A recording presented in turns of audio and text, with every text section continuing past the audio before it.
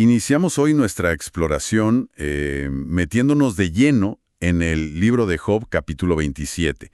Seguimos con el discurso de Job y, bueno, arranca con una fuerza tremenda. Sí, justo al principio, ¿no? Versículo 2. Job hace este juramento solemne por la vida de Dios. Pero, a ver, es el mismo Dios que él siente que le ha negado la justicia, que le ha amargado el alma. ¿Cómo se entiende eso? Es que es una declaración de una intensidad brutal, ¿verdad? Tenemos a Job, hundido en el sufrimiento, sintiéndose tratado injustamente por Dios, y aún así usa la vida de ese mismo Dios como, digamos, la garantía de su propia verdad. Eso nos muestra una relación con lo divino súper compleja, muy tensa. No es que simplemente renuncie y ya. Claro, claro. Y esa tensión sigue ahí, en los versículos que vienen, del 3 al 6. Dice que mientras tenga aliento, ese soplo de Dios, insiste, que no va a decir maldad ni engaño, y rechaza a sus amigos de plano. Jamás reconoceré que ustedes tengan razón. O sea, es una defensa muy, muy firme de su integridad. Casi desafiante, diría yo. Exacto. Y lo fascinante aquí es pensar qué significa integridad para Job en este momento. No es tanto decir nunca he pecado, sino más bien mantener su postura moral, su esencia, frente a un sufrimiento terrible y a la incomprensión, incluso si viene de Dios. Es como si vinculara su propia vida, ese aliento vital, con la verdad de lo que está diciendo. Es muy fuerte. Pero bueno, después de defenderse así tan personalmente, Job como que le da la vuelta a la conversación, ¿no? A partir del versículo 7 ya no habla tanto de él, sino de sus adversarios. Empieza a desearles la suerte del impío. ¿Por qué crees que hace ese cambio tan marcado? Pasa de defenderse a atacar, por así decirlo. Pues puede haber varias razones.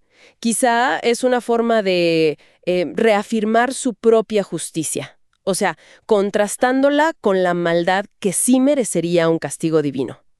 O tal vez en medio de su angustia necesita aferrarse a la idea de que existe un orden moral, donde la maldad sí se castiga, aunque su propio caso parezca, la excepción que confirma la regla.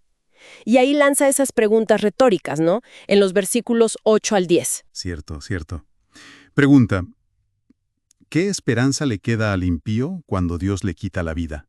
¿Acaso Dios escucha su clamor cuando está angustiado? ¿O se deleita en Dios, lo invoca siempre? Suenan como una crítica muy dura. Exacto. Sugieren que para Job, la conexión del impío con Dios es como superficial, ¿no? Interesada quizá, que no existe en la prueba de verdad. Y esto nos hace pensar en algo importante. ¿Qué diferencia hay entre una fe auténtica y, digamos, una religiosidad de fachada? Sobre todo desde la perspectiva de alguien que está sufriendo tanto como Job. Sí, es verdad.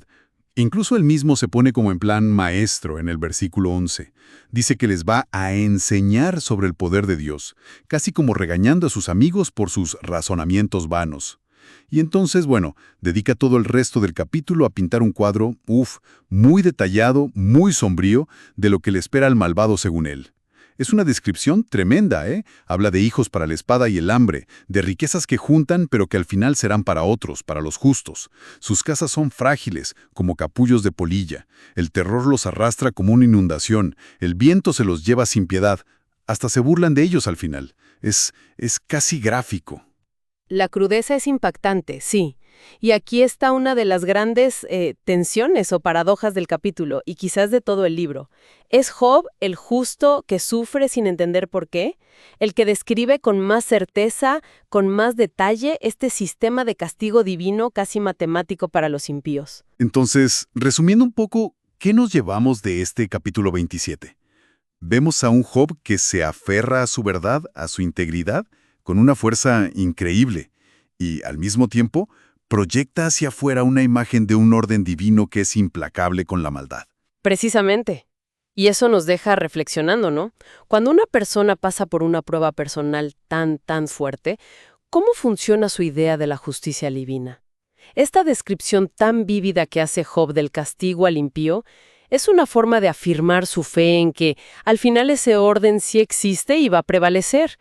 ¿O es quizás una ironía amarga pensando en su propia situación? O bueno, tal vez refleja esa necesidad tan humana de encontrarle un sentido, una estructura moral a todo, incluso cuando tu propia vida parece un caos injusto.